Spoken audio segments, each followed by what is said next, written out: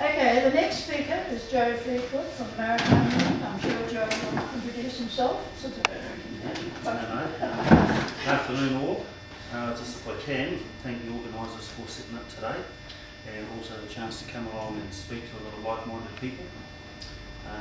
By the looks of it, I'm probably going to do a little bit of preaching to the converted already. There's probably a lot of experience and a wealth of knowledge already here in this room, you know. But the Unite campaign, I've got I've just done a little bit of just a few notes based on what we're doing, what we're helping around the place. So just the Unite campaign for living, campaign for living wage, I believe is more important now as of than ever. You have to look at the headlines. 180,000 odd people unemployed. That in itself is a disgrace, especially in New Zealand. So we've got there to help the struggle, which is our struggle, which is this campaign under Unite. We're out there. What we've done is we've got exactly what you were saying. We've produced these packs. Our national executive has endorsed this campaign to help in whatever it is, be it on hands, arms and legs, financial, whatever it needs. So we've taken that on as the Maritime Union New Zealand. We're going to support the campaign because it's a campaign that needs to be run and won, especially for the working class in New Zealand. Within we've got the small the flyer, which our comrade here has talked about, and also with this one here, and also the petition has gone out. We've got our communications officer, we've put that in all our magazines, so they'll go to about 3,000 of our members. All work sites down on the wharf through the maritime industry, regardless where they are, especially our passenger vessels. We've put these packs down there already, down on there, and their time when they're down. We've got a few key good young workers, activists down there for our union, and they're out there talking with passengers, giving them the spiel on what it is and where it's going, and asking passengers while they're travelling in the ferries to sign the petition, getting it all done.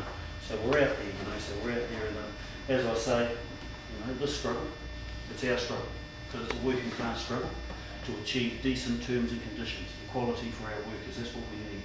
As I said before, 180,000 unemployed in New Zealand. There's only 4 million odd people, that's all there is.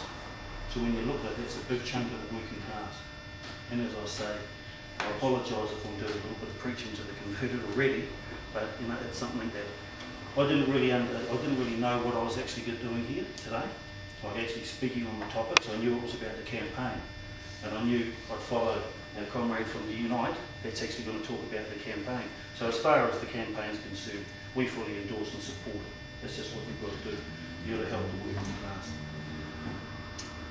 On another side of it, you've got the government. And the government of today has no social conscience or responsibility to the workers of New Zealand. We know that. And that's just how it is. They've got no social responsibility as far as fixing the problems and what we have in NZ now. But what they do is, one, I believe, they blame the working class for the recession and attack all our terms, conditions, and try and impose on us in certain areas wage freezes, wage reductions to retain our jobs. How do you do that? Concession bargaining. Inside the maritime industry, we've notified all employers there's no way we're accepting concession bargaining. We will not come to the table and one will either stop all the vessels or shut the wharves down if we have the concession bargain. And what I mean by concession bargaining is we're not going to give anything away. We give due to the recession. What is it our fault? We create the recession. We're the workers. It's not us. No one in this room can, unless you're a big multinational that there's something what people call a conglomerate. Always break the recession. Brings out all the great words. All it is the recession. Just fat cat, that's all they are. Fat cat, wealthy employers making money, exactly what to say, the recession.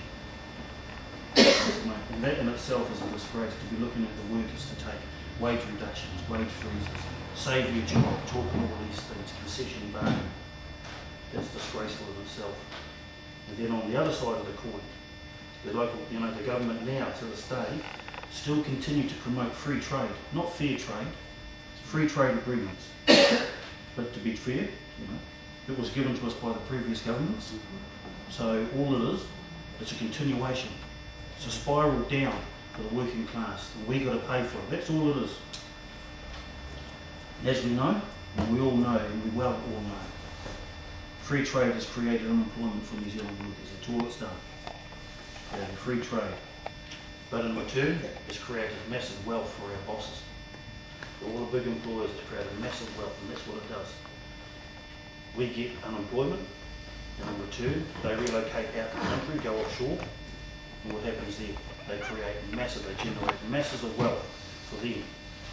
And that's what we get, so in return, and they keep throwing it down. It's our fault, the recession.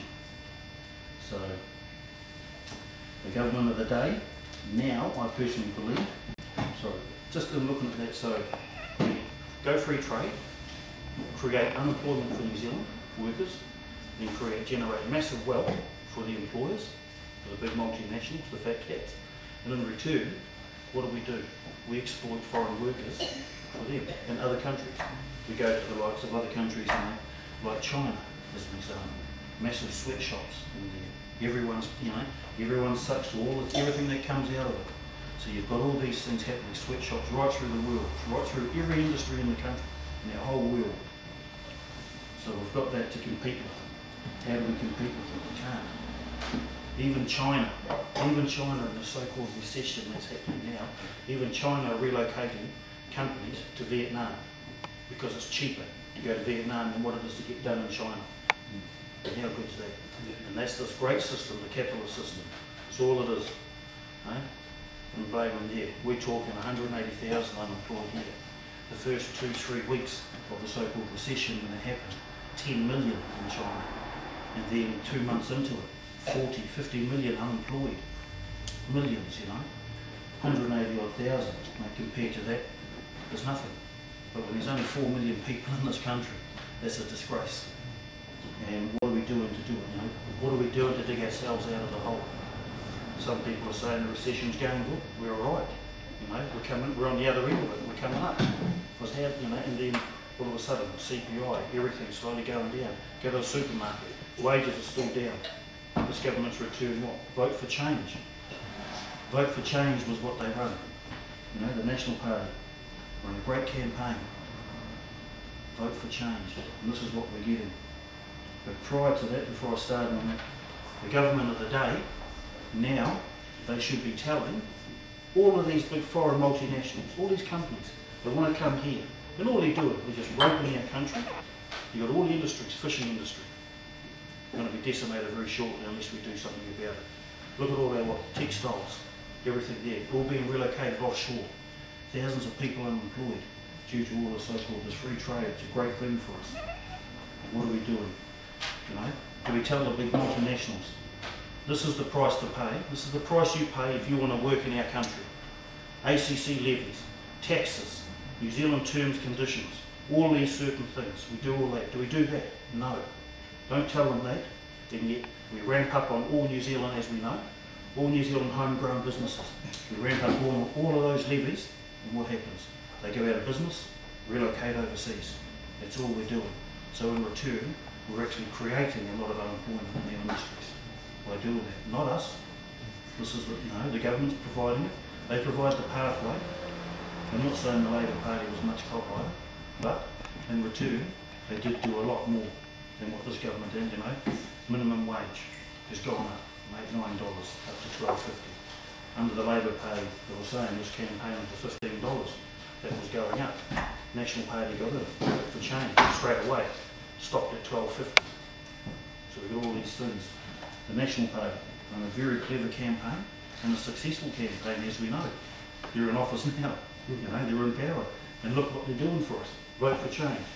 This is great. A return to the ECA days. Union bashing and worker bashing. It's all they're going to be providing. It's all they're doing now. ACC review. Dismantling of health and safety legislations. All these sorts of things. 50 cent hike. $12 to $12.50 on the minimum wage. All these things, and it just carries on and on and on and on. Where's the end? Under this government, I don't believe there's going to be an end. They're just going to keep going and going and going. So, but what I will do, I'll stop there because time's running out, so I'll finish on that note and I'll leave you. So, thank you very much.